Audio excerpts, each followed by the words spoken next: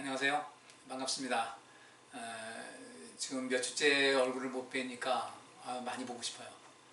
여러분들도 다 서로 그럴 것 같습니다. 우리 함께 자주 만나서 얼굴 보고 또 교제하고 비록 이렇게 마스크를 쓰고 이렇게 만나는 것이라 할지라도 그렇게 또 만나면 참 좋겠는데 얼른 이 코로나가 좀 진정되고 또 완전히 통제가 돼서 우리가 속히 자유롭게 그 일상을 누릴 수 있는 날이 속히 올 수 있도록 함께 기도하면서 주님의 그 긍휼하심을 간구해야 되겠습니다. 오늘 수요 예배 말씀을 함께 나누도록 하겠습니다. 오늘 본 말씀은 로마서 12장 3절부터 8절까지 말씀입니다. 신약성경 255쪽 로마서 12장 3절부터 8절까지 제가 읽겠습니다. 내게 주신 은혜로 말미암아 너희 중 각 사람에게 말하노니 마땅히 생각할 그 이상의 생각을 품지 말고 오직 하나님께서 각 사람에게 나눠주신 믿음의 분량대로 지혜롭게 생각하라. 우리가 한 몸에 많은 지체를 가졌으나 모든 지체가 같은 직분을 가진 것이 아니니 이와 같이 우리 많은 사람이 그리스도 안에서 한 몸이 되어 서로 지체가 되었느니라.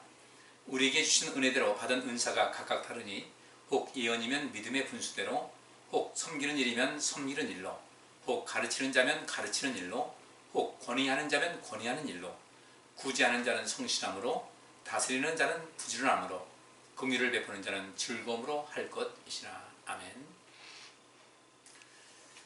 지난주에 제가 성령의 은사에 대해서 말씀드렸습니다. 우리가 자주 여러분에게 드리는 말씀이니까 잘 알고 계시겠지만 성령께서 우리에게 임하시는 것은 분명히 목적이 있습니다. 제가 전에도 또 이렇게 다른 것을 셋을 묶어서 말씀드렸어요. 사도행전 1장 8절 말씀이니까 성령이 너에게 임하시면 너희가 능력받아서 예루살렘부터 시작해서 땅끝까지, 물론 이것은 땅끝이라는 것은 지리적인 면에서도 그렇게 되겠지만 이것은 꼭 지리적인 면이 아니라 어찌 보면 그 땅끝이 내 바로 옆에 있는 그 가족일 수도 있겠죠. 그래서 그렇게 넓은 그런 광의 개념으로 쓰여지게 되는데 그런 것 말씀하고 있고, 그 다음에 예수님께서 이사야 선지자의 또 예언을 인용해서 말씀하셨죠. 누가복음 4장 18절과 19절 말씀에 주의 성령이 내게 임하셨으니 이는 가난한 자에게 복음을 전하게 하시려고 내게 기름을 부으셨다. 이 기름을 부으셨다고 하는 것이 그리스도라는 뜻이라는 거예요. 메시아 또는 그리스도. 근데 이 메시아라는 뜻과 그리스도라는 뜻이 각각 이 헬라어와 또 이렇게 히브리어 이 두 가지가 나눠서 히브리어로는 메시아, 헬라어로는 그리스도인데 안디옥 교회에서 최초로 신앙인들, 우리 예수 믿는 사람들이 그리스도인이라는 그런 칭호를 받게 됐어요. 그러면 이 그리스도인이라는 것이 과연 무엇일까? 그리스도, 또 그리스도인. 그래서 이것을 좀 많이 생각을 했어요. 그러다가 이런 것을 좀 떠올렸습니다. 영어에서 크라이스트, 그리스도죠, 크라이스트. 그 다음에 이것을 그리스도인이라고 할 땐 크리스천입니다. 크리스천. 영어로 말하면 예수님은 예수 그리스도 할 때 크라이스트. 그 다음에 이것을 그리스도인이라면 크리스천. 그 다음에 또 뮤직, 음악 할 때 뮤직이라는 말이 있고 음악이에요. 근데 음악가를 할 때는 뮤지션 그렇게 합니다. 크리스천, 뮤지션 이렇게 달라지는 거죠. 그 다음에 또 기술을 할 때 테크닉이라고 해요. 테크닉. 근데 기술자 할 때 테크니션 합니다. 크리스천, 그 다음에 어떤 뮤지션, 또 테크니션. 그러면 뮤지션이면 음악가, 음악을 하는 사람. 또 테크니션은 기술을 가진 사람. 그렇다면 크리스천은 뭘 말할까? 그리스도의 사람 또는 그리스도, 예수 그리스도께서 이 땅에 오셔서 행하신 모든 일이 있었어요. 이 땅에 생명을 주시고 그 생명을 더욱더 강화시키는 일을 위해서 이 땅에 오셨어요. 그러면 그리스도께서는 기름 부음 받은 자.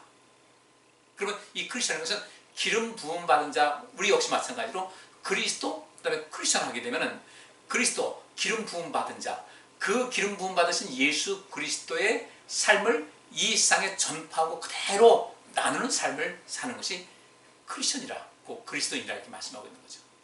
그래서 성령이 말씀은 내가 능력받아서 땅끝까지 이르러 내 증인된 거다, 된다. 결국 이 크리스천이라는 것은 땅끝까지로 주님의 증인은 되는 사람, 주님의 증인 되는 사람을 크리스천이라고 하기도 하고요. 또 주의 성령이 내게 임하셨으니 이는 가난한 자에게 복음을 전하게 하시려고 했으니까 크리스천은 무엇인가? 가난한 자에게 복음을 전하는 사람. 그 가난한 자에게 복음을 전하게 해서 우리 하나님께서 우리에게 성령을 부어주셨어요. 그리고 또 이 가난한 자에게 복음을 전하는 것이 그 실질적인 어떤 실천 방안이 무엇인가 봤더니 이것이 하나님의 나라와 하나님의 의를 구하는 것이다. 그래서 저는 이 세 구절을 성령이 너희에게 임하시면 너희가 능력받아서 내 증인 될 것이다. 주의 성령이 내게 임하셨으니 이는 가난한 자에게 복음을 전하게 하시려고 내게 기름을 부으셨다. 또 예수님께서 말씀하시기를 너희는 먼저 그의 나라와 그의 의를 구하라. 성령을 부어주신 것은 능력을 주신 것이고 능력을 주신 이유는 그리스도의 증인되라고 하신 거예요. 진정한 크리스천이라는 것이죠. 그래서 누가복음 4장 18절에 그 말씀이 있는 거예요. 너에게 성령이 임하셨다. 주의 성령이 네게 임하셨으니 이런 가난한 자에게 복음을 전하게 하시려고. 성령의 역사는 또 성령이 임하신 것은 굉장히 큰일이잖아요. 근데 예수님께서 또 마태복음 6장에 너희는 먼저 그의 나라와 그의 의를 구하라고 하신 그 말씀대로 우리는 하나님의 나라와 하나님의 의를 구하는 이것이 곧 가난한 자에게 복음을 전하는 것이다. 그 가난이라는 것은 어떤 것일까? 뭐 단순하게 경제적인 어떤 궁핍밥이라든지 어려움을 당하는 사람 뭐 그것도 포함하죠. 그런데 그 이상 굉장히 많은 것이 있습니다. 이 세상에는 높임받는 사람이 있고 그렇지 않은 사람이 있어요. 실상 그 모든 내면이라든가 삶의 어떤 인격이라든지 성품이라는 것은 별로 높임받을 만한 그런 것이 아닌데 그 우리가 그 심리학적으로 페르소나라고 합니다. 어떤 그 가면 쓴 거죠. 재물이 많으면 높임받아요. 신분이 높으면 또 높임받아요. 권력이 있으면 또 높임받아요. 근데 그렇다고 그들이 하는 것은 권력이고 겉으로 보이는 것이 실제로 그 페르잔을 딱 벗기게 되면 그 안에 그 사람의 내면의 그림자도 있고 또 내면에 여러 가지가 있어요. 그렇다면 예수님께서 우리에게 말씀하시고 너는 먼저 그의 나라와 그의 의를 구하라는 이 말씀은 과연 무엇일까? 저는 곰곰이 생각해 봤어요. 어떤 것일까? 그 가난한 자라는 것은 무엇일까를 봤을 때 저는 이렇게 또 결론을 내렸습니다. 이 세상에서는 이렇게 남들이 볼 때 별로 이렇게 중요하게 여기지 않는 그런 사람들이 있어요. 여기 계신 우리 말씀을 듣는 여러분께서도 아니 내가 뭐 나 같은 게 뭐 이렇게 생각할지 모르겠어요. 그래서 우리가 어느새 우리 일부러 그러려고 그런 건 아닌데도 불구하고 이 땅에 태어나서 이 세상에 살아가다 보니까 세상에 모든 흐름이 있고 세상에 문화가 있습니다. 그러니까 많이 배운 사람들은 또 뭔가 잘 나가고 돈 많은 사람도 높임받고 권력 있는 사람도 이 쇄도가 있고 그러다 보니까 우리 인생은 나도 모르게 또 우리 모든 세상이 그렇게 흐름이 그렇듯이 자꾸 어떤 그런 흐름에 빠지게 된다는 거죠. 그래서 권력을 가지려고 하고 명예를 가지려고 하고 돈을 가지려고 하고 다른 사람에게 좀 돋보이는 사람 되게 하려고 이거저거 꾸미는데 과연 그것이 다일까? 그렇지가 않더라는 거예요. 가난한 자에게 복음을 전한다는 것은 어떤 것일까 봤더니 봤을 때 예수님께서 그 말씀하셨죠. 한 임금님이 그 마태복음 25장에 필요하신 말씀이에요. 임금님이 거기서 나옵니다. 오른편 왼편 가릅니다. 오른편에 있는 사람들 너희는 내가 뭐 배고팠을 때 또는 목말랐을 때 헐벗을 때 내 필요한 것을 다 채워주는 너희들이다. 너희는 아버지의 죽음에 참여할 것이다. 하늘나라에서. 근데 그렇지 못한 사람들이 있었어요. 좌편에 선 사람들 너희는 나를 도무지 돌보질 않았다. 내가 그렇게 어려울 때 내 마음이 그렇게 쓸쓸할 때 너희는 나를 돌보지 않고 관심이 없었다. 그랬더니 무슨 말씀입니까? 임금님 뵌 적도 없는데 그랬더니 거기서 주님께서 아주 중요한 가르침을 하셔요. 지극히 작은 자에게 하지 않은 것이 내게 하지 않은 것이다. 그 지극히 작은 자가 무엇인가 봤더니 거기서 하찮아 보이는 사람들이에요. 그래서 이 세상에서 하찮게 여겨지는 사람들 많이 있습니다. 먼저 우리는 우리 자신을 하찮게 여기면 안 되고요. 우리는 누구든지 어떤 경우든지 하찮게 보면 안 되는 거예요. 히틀러가 2차 세계대전 때 유대인 600만 그 외에 타민족, 특별히 동유럽 사람들, 그들은 아주 열등한 민족으로 봤어요. 동유럽 사람들, 그 러시아하고 있는 그 슬라브 민족들, 그 다음에 백수들, 그 다음에 환자들, 장애인들. 그러니까 거기에 당장 어떤 효용 가치가 없는 그런 사람들은 열등한 사람이라고 아주 단정을 지어버렸어요. 그래서 그들은 그 히틀러는 사람들 시켜가지고 유대인들을 포함해서 굉장히 많은 사람들을 죽음에 이르게 했습니다. 복음과 전혀 다른 것이죠. 복음은 이 세상에 어떤 열등감에 의해서 인생 살아오는 가운데 무기력해져가지고 인생을 힘없이 살아가는 그런 사람들, 뭔가 활력을 찾지 못하는 사람들. 우리 이 땅에 태어날 때 그러잖아요. 우리 찬송 부를 때 당신은 사랑받기 위해 태어난 사람이다. 그렇죠. 이 세상 태어난 모든 사람들은 사랑받기 위해 태어난 사람이에요. 다 소중한 생명이에요. 근데 살다 보니까 어떤 사람들은 이 사람은 아주 왼수다. 저 사람 하나 없으면, 쟤 하나 없으면, 저 인간 아니었으면, 이렇게 그 취급받는 사람들이 있어요. 왜 그럴까? 사랑받기 위해 태어났는데 사랑을 받지 못한 거예요. 존중받지 못한 거예요. 그때 하찮게 여기셨던 거예요. 우리 말 한마디가 얼마나 소중한지 몰라요. 그래서 이제 우리가 그동안 그런 것에 내가 나도 모르게 좀 젖어 있었다면, 어쩌면 쇠뇌가 되고 그런 그 모든 사고가 내 속에 깊이 침착되어 있었다면 이런 생각은 빨리빨리 벗으셔야 돼요. 하나님께서 나를 소중히 여기셨고, 그래서 주께서 하신 말씀이 지극히 작은 자에게 아주 하찮아 보이는 그런 사람들에게조차 그들에게 그 삶의 그 외로움과 그 답답함과 허전함과 쓸쓸함과 이런 우울함과, 그리고 아무도 존중받지 못하는 가운데 자기 자신에 대한 아주 낮은 평가라는 이런 사람들에게, 그 하찮은 사람에게 그들이 뭔가 필요로 할 때 채워주게 되면 여기서 인생, 그 한 사람의 인생을 변화시킬 수 있는 것이거든요. 바로 그것이 하나님 나라를 구하는 것이고 하나님의 의를 구하는 것이에요. 그렇게 하는 것이 그리스도의 증인되는 것이고요. 성령께서 우리에게 임하신 것은 능력을 주셔서 그런 일을 하고 살라고 모든 걸 주신 겁니다. 그래서 이 사도행전 1장 8절, 마태복음 10장 33절, 누가복음 4장 18절 19절, 요 셋은 항상 이 동일선상에 놓고서 같이 트리오, 이 셋이 함께 묶어서 갈 수 있도록 삼위차 같은 그런 모습입니다. 그렇게 살아가야 되는 거죠.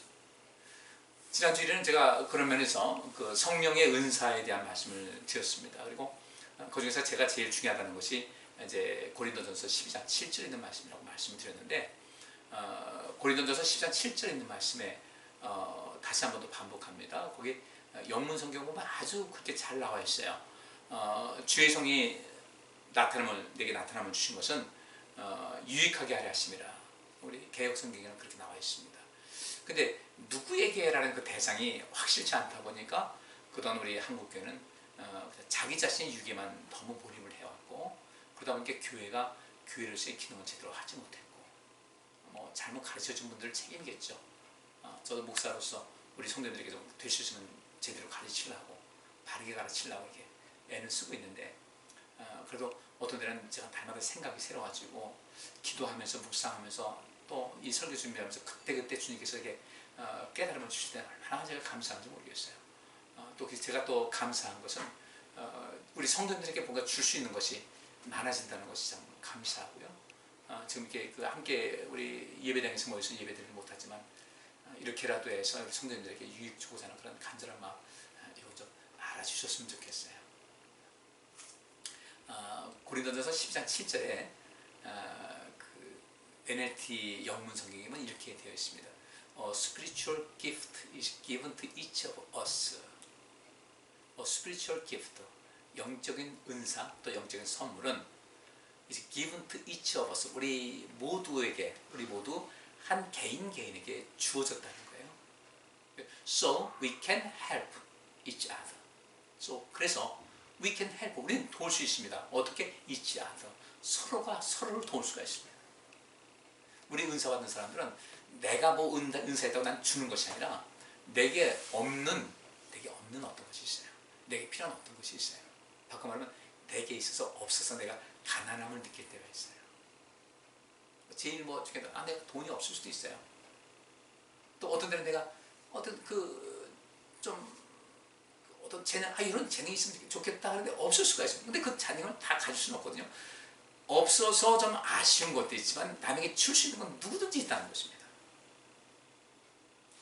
그래서 이제 그 고린도전서 12장 7절에 말씀하니까 또 지혜의 말씀의 은사, 지식의 말씀의 은사, 병 고치는 은사, 능력의 은사, 믿음의 은사 등등 방언의 은사, 예언의 은사, 통역하는 은사 다 나와 있는데 그것은 하나의 우리 내면적인 어떤 은사인 것이고, 오늘 이 본문 말씀에 보면은 여기도 이제 똑같이 은사라는 것이 나오고 있습니다. 우리 같이 여기 본 대로 그랬잖아요. 3절 있는 말씀, 내게 주시는 은혜로 말미암아 너희 중 각 사람에게 말하노니 마땅히 생각할 그 이상의 생각을 품지 말아라.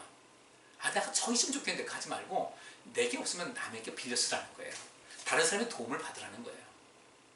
하나님께서 각 사람에게 나눠주시는 믿음의 분량대로 지혜롭게 생각하라. 내게 없는 것 때문에 막 안달하지 말고 속상해하지 말고 내게 있는 것을 남에게 주면서 줌을 통해서 상대방이, 내게 없지만 상대방이 줄 수 있는 것을 내가 받으라는 겁니다. give and take야. 주고 받고 하는 거예요. 이게 성령의 은사예요. 그러면서 여기 4절 보니까 우리가 한 몸에 많은 지체를 가졌으나 모든 지체가 같은 직분을 가진 것이 아니다. 이와 같이 우리 많은 사람이 그리스도 안에서 한 몸이 되어 서로 지체가 되었다. 서로 지체가 되는 것은 서로 도와주는 거잖아요. 그죠? 서로 도와주는 거예요. 간은 간대로 할 일이 있어요. 위장은 위장대로 할 일이 있어요. 12장은 12장대로 할 일이 있어요. 우리 이 신체 구조를 보게 되면요, 저는 이런 목회하다 보니까 의학도 관심 있는 게 많아요. 그래서 이제 자주 찾아보기도 보고 하고 공부도 하는데, 인체 구조를 보면 기가 막힌데 이 인체 구조가 서로가 서로 얼마나 많이 도와주는지 몰라요. 계속 일하거든요. 계속 조금도 쉬질 않아요. 그러면서 우리 몸을 안식을 주는 거죠. 그런데 다음에는 또 어떻게 하는가? 이제 우리 몸을 최소한의 어떤 생명력만 유지하면서 몸을 쉬게 해야 되는 거거든요. 그래야 우리 몸 전체가 회복하고 뇌도 회복을 하고 모든 장기도 다 회복해서 이게 오래 살 수 있는 길이 열려요. 근데 이 밤에 잠을 안 자가지고 근데 잠자는 시간 아끼지 마세요. 하루 한 7시간 자야 된다. 7시간 주무시라는 거예요. 왜? 7시간이라는 것은 내가 허비하는 이 비용이 아니에요. 투자라는 겁니다. 뇌도 쉬어야 되고요, 눈도 쉬어야 되고, 몸의 모든 세포가 쉬어서 그 다음날 하루를 원만하게 살아갈 수 있도록. 근데 이것을 쉬지 못하게 되면 이 몸이 지치다 보니까 결국 어떻게 되는가? 우리 수명이 짧아지는 거예요. 러시아가 2018년도 그때 남자들 평균 수명 보니까 67세밖에 안 되더라고요. 왜 그럴까? 러시아 왜 그럴까? 분명히 어떤 이유가 있을 거예요. 근데 우리 지금 남성들이 그 평균 연령이 80세가 넘었잖아요. 그 러시아는 너무 추워서 그럴까? 여러 가지 이유가 있는데 어떤 스트레스 받는 것이 있을까? 또 러시아는 그 백야가 있지 않습니까? 어떤 때가 되면 해가 절대 지질 않아요. 북극에 있는 그쪽에서는. 우리 몸은 쉬어줘야 돼요. 나 혼자 애쓰지 말고 주변 사람 도움도 좀 받으세요. 잠을 좀 주무세요. 그래야 내가 몸을 쉬게 해야 내가 나를 관리하는 것이고 내가 더 온전한 일을 할 수가 있다는 것이요. 우리 몸의 모든 그 장기 기능이 전부 다 그때 쉬면서 심장도 최소한의 맥박이요. 저도 밤에 이제 그런 맥박을 체크하는 시계를 이렇게 차고 있는데 보면 어떤 때는 1분 맥박이 한 50회 정도 이렇게 떨어질 때가 있어요. 밤에 자다 보면요. 다 가라앉아요. 혈액순환이 천천히 들어오죠. 호흡도 적죠. 그래서 우리 몸을 전체를 쉬면서 또한 에너지를 충전하는 것이다. 이것은 우리가 이 은사라는 것도 동일한 겁니다. 혼자 쓰게 너무 지나치게 또 이렇게 완벽주의에 빠져가지고 꼭 해야 된다 하지 말고 남의 도움을 받는 것이다. 우리 몸을 그리스도 안에서 한 몸이 되어 서로 지체가 됐다는 말씀으로 하고 있고요. 또 6절 말씀 보니까 우리에게 주시는 은혜대로 받은 은사가 각각 다르니 라고 말씀하고 있습니다. 우리에게 주시는 은혜대로 각각 받은 은사가 다르다. 근데 이 말씀이 분명히 은사에 대한 말씀이에요. 그러니까 이 고린도전서 12장에 있는 말씀 그 은사와 같이 여기서도 은사라고 씁니다. spiritual gift, 어떤 grace, 우리에게 주시는 은혜 안에서 받은 은사가 각각 다 다르다. 근데 또 현대어 성경에 이렇게 번역을 하고 있습니다. 6절에 보면 우리에게 주신 은혜대로 받은 은사가 각각 다르니 이렇게 말씀하고 있는데 현대어 성경에는 이렇게 되어 있습니다. 하나님께서는 사람마다 어떤 일이든지 한 가지 이상씩은 잘할 수 있는 능력을 주셨습니다. 우리나라 이제 옛말에는 군뱅이도 기는 재주가 있다 하듯이.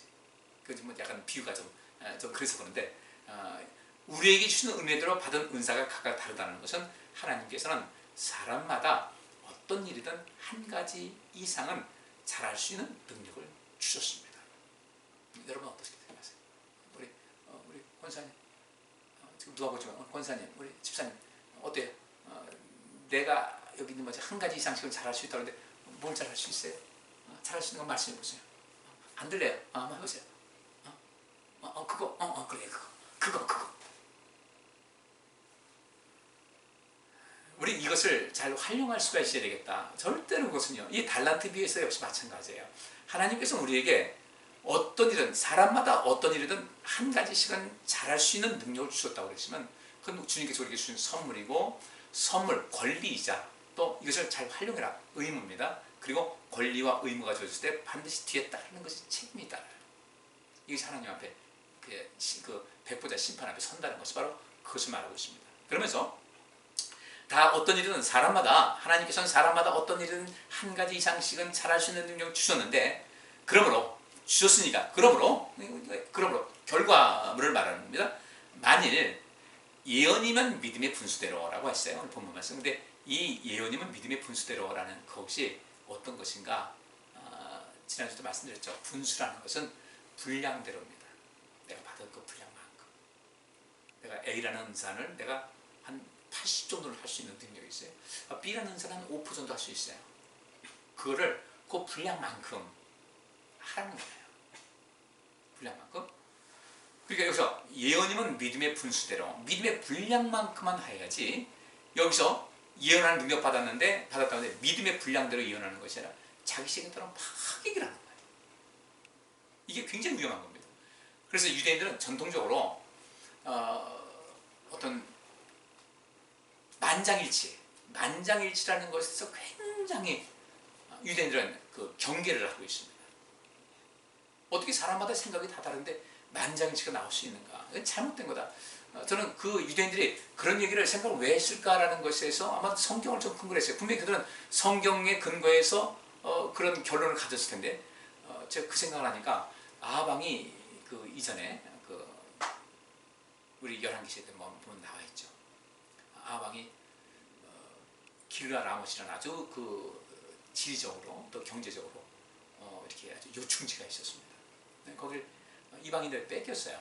다시 그걸 찾아가고 싶은데, 이걸 이제 모르겠어요. 그것이 하나님께서 기뻐하시는 어떤 하나님 나라를 위한 어떤 목적이었으면 괜찮은데 그것이 아니었던 것 같아요. 하나님께서 허락하지 않으셨거든요. 근데 그 당시 있었던 모든 그 선지자들은, 그 왕의 선지자들은 전부 다 내가 기도했더니 하나님께서 오케이 하셨습니다. 가시면 됩니다. 근데 거기서 딱 한 사람이 아니요 그러는 거예요. 아방이 내가 갈까요? 그러니까 가시옵소서 그러는데 미가 선지자가 아니요 그러는 거예요. 눈에 가시 같아. 그래가지고 협박도 하고 읍소도 하고 설득도 하고 달콤한 말도 주고 이어지부던 거예요. 결국 누구 말이 옳았을까? 이것은 예레미야 선지자도 역시 마찬가지죠. 예레미야 선지자는 그 바벨론의 이제 유다 나라가 바벨론 침공받을 때 그 이유는 다른 것이 아니었거든요. 이스라엘 백성들이 하나님 떠나 있었기 때문에 하나님께서는 이 예레미야에게 그렇게 말씀하십니다. 너희는 이 벌을 순히 받아라. 절대로 이 바벨론은 하나의 수단일 뿐이지 너희에게 이 징계가 오는 것은 바로 나의 징계라는 거예요. 이 과정 속에서 너희가 내게 돌아오면 바벨론이라는 이런 모든 나라의 그 위협으로부터 노임받을 수가 있으니까 바벨론에 주목하지 말고 이 사건 속에서, 이 문제 속에서 문제 해결 중심적으로 나가라. 이 문제 속에서 이 문제가 왜 있는가, 그 원인을 바라보고 그 원인이 무엇인지 알았으면 어떻게 하면 네가 이 해결됐을 것인 걸 알지 않겠냐 이거죠. 원인이 무엇인가? 우리 하나님 떠났다는 것을 예레미야가 알려줬음에도 불구하고 이들은 그 원인에 대해서 알지 못했어요. 그리고 막연하게 이렇게 얘기합니다. 이 우리나라에 하나님 성전이 있는데 하나님께서 우리를 이렇게 버리겠느냐? 아니었죠. 처참하게 무너졌습니다. 하나님께서는 성전보다 이스라엘 백성들이 더 중요했었던 거예요. 이스라엘 백성 그 한 생명이 하나님께 다시 돌아와서 하나님께서 기뻐하시는 그 온전한 삶, 그렇게 살면 정말 인생의 최고 행복인데 그런 삶을 살게 하는 것이 목적이었지 성전이 중요하지 않았어요. 예수님께서 그 말씀하셨잖아요. 너희 몸이 못보다 귀하지 아니하냐. 음식보다 너희 몸이 중하지 아니하냐. 너희 몸이 중하기 때문에 내가 너희에게 먹을 것을 반드시 줄 것이고 너희 몸이 중요하기 때문에 내가 옷을 입혀줄 거다. 우리 그 아주 평범한 그 이야기인데 그 속에 숨어있는 뜻을 알아야 돼요. 하나님께서 정말 나를 소중히 여기시니까 내게 필요한 거 채워주지 않겠나. 근데 예레미야 선지자가 말을 안 들었어요. 다른 선지자. 예레미야는 민족의 반역자인 겁니다. 어떻게 이렇게 이 바벨론이 우리를 침공해서 고통을 주는데 어떻게 해서 우리가 이 속에서 가만히 있어야 되냐. 있을 수가 없다. 예레미야를 민족의 반역자 취급을 하죠. 결국은 예레미야 말대로 됐어요. 길랏 라못을 치러왔던 이 아합 시드기야의 말대로 당신 가면 죽습니다. 마지막 충고였어요. 안타까운 마음이에요. 근데 결국 그 전쟁에 나가서 아합은 전사를 합니다. 그래서 이 유대인들은 그 몇백 명이 다 예스 하더라도 그 중에서 한 사람이 노 했을 때 거기에서 관심을 많이 가졌던 것 같아요. 근데 요즘 뭐 어떤 그 집단이든 하면은 만장이 치료됐다고 하면 굉장히 그 조직의 또 집단의 어떤 리더는 자기의 어떤 영광인 줄 생각하죠. 만장일치다. 북한이 거의 만장일치 아니에요. 그래서 그걸 자기의 어떤 그 힘으로 여기는데 세상은 굉장히 위험하다는 겁니다. 우리는 그런 다양한 생각을 받아들일 수 있어야죠. 예언 마찬가지예요. 믿음의 분량만큼 하셔야 돼요. 오늘날 많은 예언자 있어요. 근데 예언자 있는데 정말 위험해요. 제가 봤을 때 너무너무 위험해요. 너무 많은 말을 해요. 너무 쉽게 얘기를 해요. 이유는 무엇인가? 예언이라는 것은 예언의 목적이 있습니다. 사사로운 이런 일상적인 것은요, 심은 대로 거둔다고 했으니까 앞으로 미래에 우리가 좋은 것을 거두기 위해서는 이 어떻게 될까 하지 말고 바르게 가자는 겁니다. 잘 심자는 거예요. 우리가 심을 수 있으면 많이 심자는 겁니다. 그런 모든 것이 다 하나의 그것도 과학 아닙니까? 심은 대로 거두는 건 과학이거든요. 근데 그 과학의 원리대로 하지 않고 자꾸 어떻게 뭔가 쉽게 얻으려고 하기 때문에 예언을 자꾸 귀를 기울이는 거예요. 우리 그런 거 말고요. 우리 예언할 때도 믿음의 분량대로 하자. 신명기에서도 그 말씀이 있어요. 어떤 선지자가 나와서 예언을 합니다.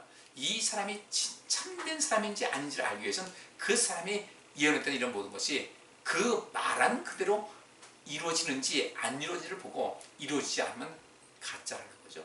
이루어지면 참 선지자라는 거예요. 여기서 믿음의 분량대로 하라는 것은 다른 것이 아닙니다. 믿음의 분량대로. 내가 하나님 믿는 믿음의 분량만큼. 예언을 잘하는 사람은요, 하나님을 신뢰합니다. 하나님께서 주시는 말씀만 합니다. 임의로 자기 말로 막 떠버리지 않아요. 여러분들 이 무당들이나 점치는 사람들은요, 뭘 가져가겠어요? 그 사람들 나름대로 판단하는 게 있겠죠. 이 사람 봤을 때 관상도 보고, 뭐 흔히 그러잖아요. 40 이상 넘으면 자기 얼굴 책임져야 된다는 그 말대로 뭐 대화를 나누면서 이 사람은 어떤 두려워하고 있는지, 어떤 표정이 어떤지, 그들은 아마 그런 특별한 그 재능은 있어요. 그래서 잘 쓰면 좋은데, 그래 그런 것을 캐치해낼 수 있는 어떤 그 재능 가지고 이 사람에서 어떤 예언같이 하게 됩니다. 근데 다음에 책임을 안 지죠. 우리 하나님 믿는 백성들은 하나님께서 신뢰하실 만한 믿음의 사람이 되어서 내가 믿음을 가질 때 믿음의 분량만큼 예언을 해야죠. 내 생각을 가지고 예언하면 안 돼요. 저는 그런 사람을 참 많이 봤어요. 너무너무 많이 봤어요. 그렇게 위험하다. 근데 왜 그런가 봤더니 예언한다고 할 때 그냥 일상 자잘한 이 자잘한 일 때문에, 뭐 개인적으로는 그것이 굉장히 중요한 일이기 때문에 또 관심 갖긴 하겠지만은, 하나님께서는 정말 어떤 그 하나님 나라를 구하는 어떤 일을, 생명을 살리는 이런 일을 외에는 그다지 그렇게 예언을 많이 우리에게 주진 않습니다. 이걸 우리가 좀 익히 아셔야 돼요. 혹시 이 말씀을 보면서 뭐 그럴라나 할지 몰라도 하나님께서 그렇게 미주알 고주알 이렇게 알려주시는 분이 아니에요. 전도서에도 그 말씀이 있어요. 모든 것을 다 알게 하지 않으십니다. 그걸 다 알게 되면 사람은 그냥 흐트러져요. 예를 들어서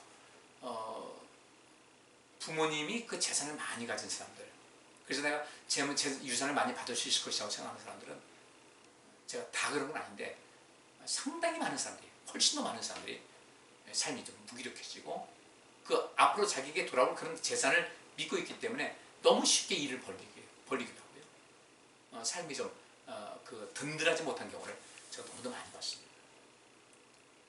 이것은 왜 그러겠어요? 이 사람은 자기 남들은 우리 부모님 돌아가시면 내가 받을 것이 있는데 이거 내가 지금 뭐 그렇게 이렇게 애써서 살 필요가 있겠나. 그것도 하나의 또 다른 예언이죠. 근데 그 잘못된 예언이고요. 그래서 우리가 예언을 한다고 할 때 신명기에 있는 말씀대로 이 사람이 예언을 했어요. 선자가 예언했는데 이 사람이 참인지 거짓인지 알기 위해서는 이 사람이 한 말이 제대로 응하는지 응하지 않는지 이것을 보면 된다. 마찬가지로 우리가 예언한다고 할 때 주변 사람들에게 이분의 예언은 정말 성령께서 함께 하시는 그런 것이라는 것을 사람들에게 인정받을 수 있어야 되고 하나님께도 인정받을 수 있어야 된다. 그래서 믿은 만큼 예언하자는 겁니다. 모르겠으면 모르겠다고 하시는 게 훨씬 나아요. 그걸 굳이 내가 굉장히 그 영적이라는 말을 제가 사실 별로 좋아하지 않는데 그런 그 신앙적인 면에서 그 하나님과 교통하는 그런 면에서 굉장히 뛰어난 능력이 있는 척하려고 애를 쓰면 안 돼요. 성경에도 그러다가 아주 낭패를 당한 사람들이 많이 있거든요. 그래서 여기 이제 예언이면 믿음의 분수대로, 그 다음에 섬기는 일이면 섬기는 일로라고 했는데 이거 좀 더 이제 그 현대어 성경에서 이렇게 말씀하고 있습니다. 만일 남을 섬기는 은사를 받았거든 성의를 다해서 남을 섬겨라. 사실 교회에서는 이 직분자들을 다 섬기는 그런 목적이 있습니다. 그 디아코노스 집사라는 뜻이죠. 근데 그 디콘이라고 영어에서는 디콘인데 그 헬라어하고 영어 이렇게 알파벳 풀어놓은 똑같은 단어예요. 똑같아, 알파벳이 똑같아. 섬기는 일, 목사, 전도사, 장로, 권사, 집사.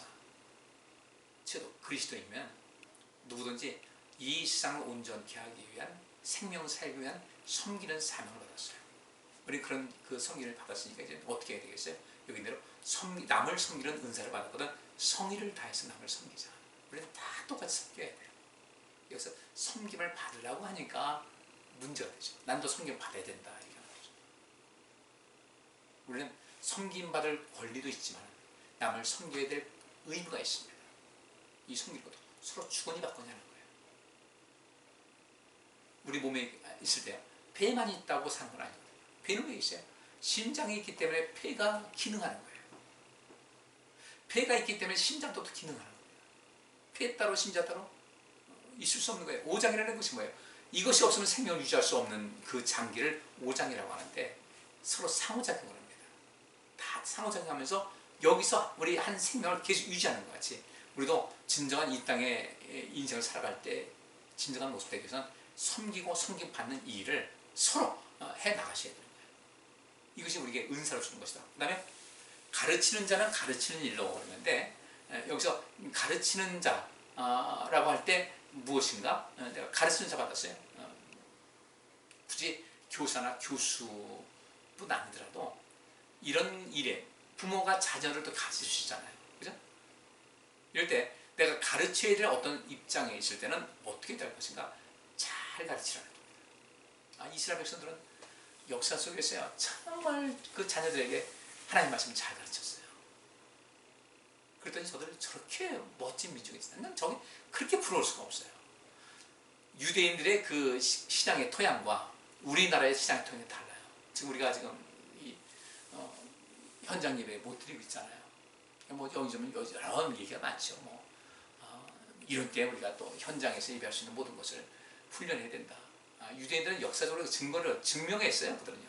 바벨론에 의해서 나라가 망한 다음에 각 곳으로 흩어졌지만 그들은 그 흩어진 곳에서 그 공동체를 이루어가지고 모여서 말씀 배우고 그렇게 했어요.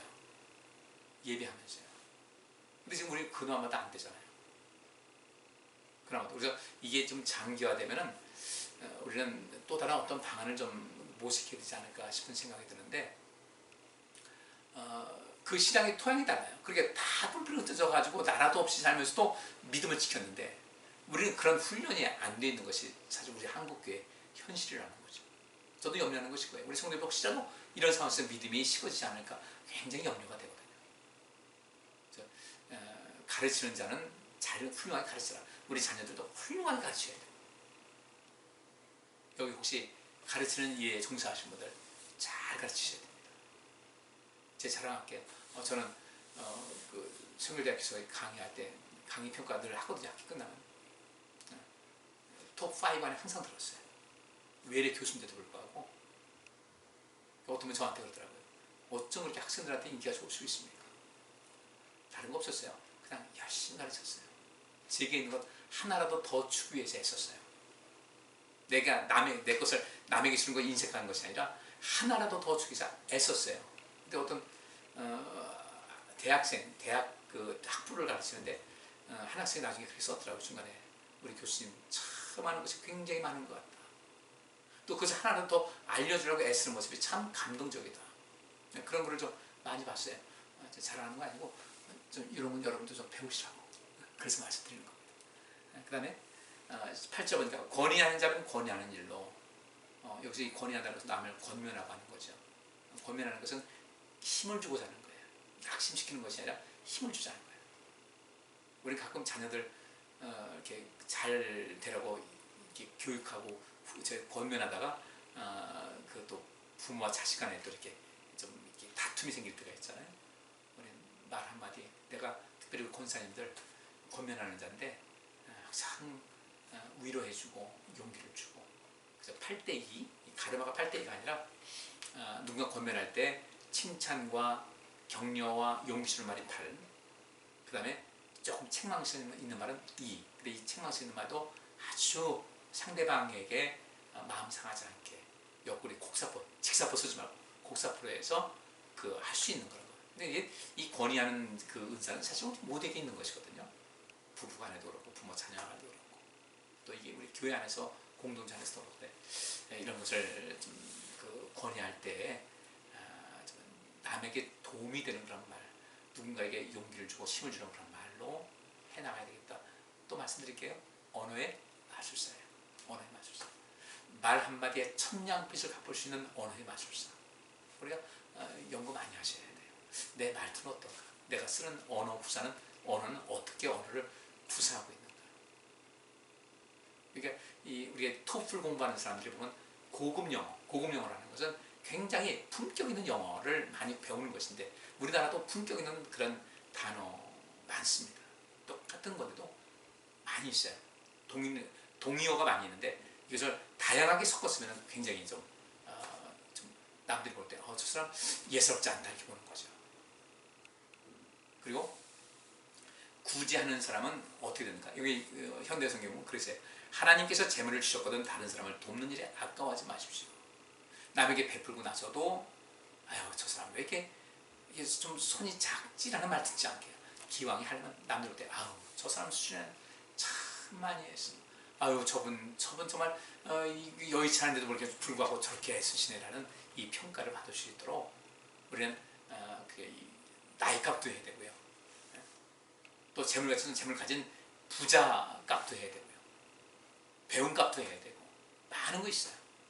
여기서 구제할 때는 구제했을 때 상대방의 감동을 받을 수 있도록 인색하지 말고요.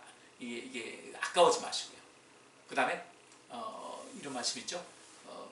다스리는 자는 부지런함으로. 다스리는 사람은 어떤 그 일의 리더가 된 사람들은 부지런함으로. 또 부지런함에 가서는 과연 무엇일까?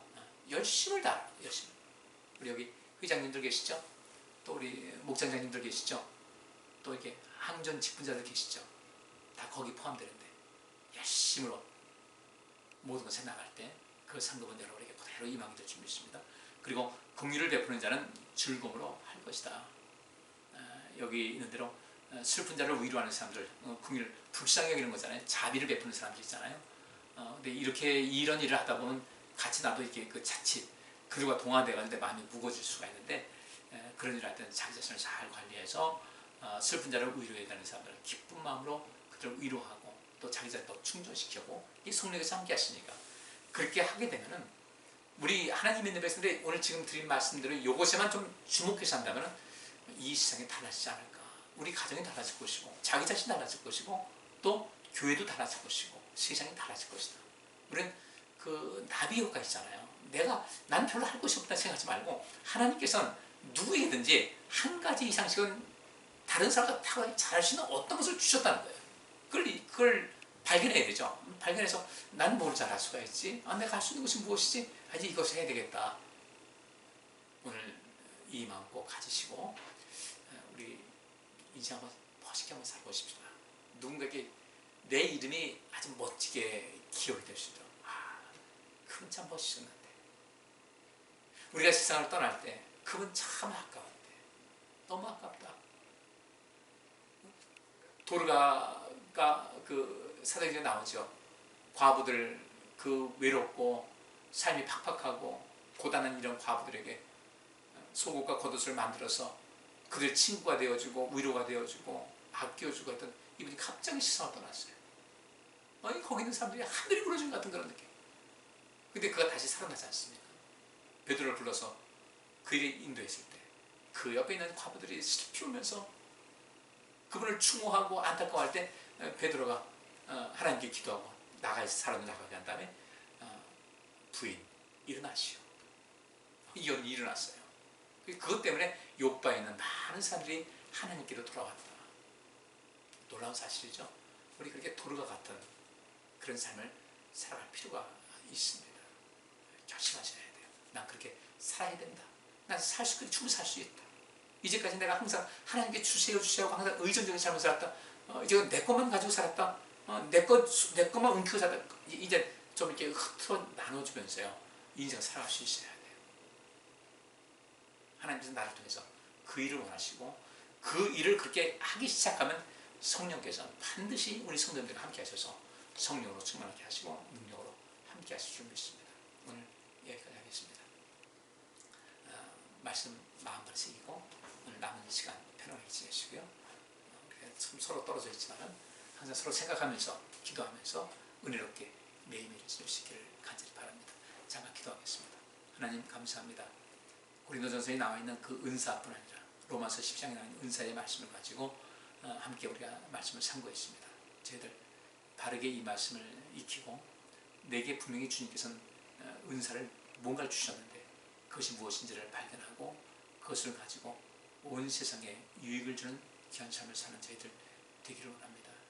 저희들 생각을 새롭게 하게 하시고 마음을 새롭게 하게 하시고 주님 성령 안에서 성령께서 우리를 깨워주시는 그런 놀라운 역사 속에서 이제와는 전혀 다른 사뭇 다른 온전한 삶 정말 영광된 삶을 살아갈 수 있도록 주님 도와주시고 이제부터 시작하겠사오니 주님 성령으로 모두 충만케 하여 주시옵소서. 이제 또 비가 오고 있습니다. 또 태풍도 온다고 했는데 하나님 이 나라 계속 연이어서 이런 그 자연재해와 더불어 코로나와 더불어 국내의 정치적인 이런 모든 속에서 어려움을 다 겪고 있습니다. 이번 이 태풍도 순히 지날 수 있도록 주의 도우심 베풀어 주옵소서. 주님의 긍휼의 말씀의 손길을 우리 모든 성도들에게 베풀어 주셔서 이렇게 어려운 때 마음 낙심하거나 우울해지거나 하지 않게 하시고 우리가 서로가 이렇게 그 SNS를 통해서도 서로 관심 갖고 부지런히 서로를 살펴서 이 어려움 다 지난 다음에 우리 정말 그때 잘했노라고 정말 멋있었노라고 서로를 칭찬하고 격려하고 또 세워주시는 그런 모습이 되게 하여 주옵소서. 오늘도 함께 하시면 감사합니다. 주님 영광받아 주옵소서. 예수 그리스도 이름으로 기도합니다. 아멘. 우리 여기서 인사해요. 네, 반갑습니다. 금요일에 또 자료 올리겠어요. 그때 뵙겠습니다. 건강하시고요. 힘 있으시고 비 오는 좋은 날, 바람 불어 좋은 날, 매일매일 좋은 날 감사와 기쁨을 받으면 버릴 것이 없다고 했는데 모든 것 여러분들 아름다운 삶의 소재로 삼은 복된 삶을 살아가시기를 주의 이름으로 축복합니다. 감사합니다.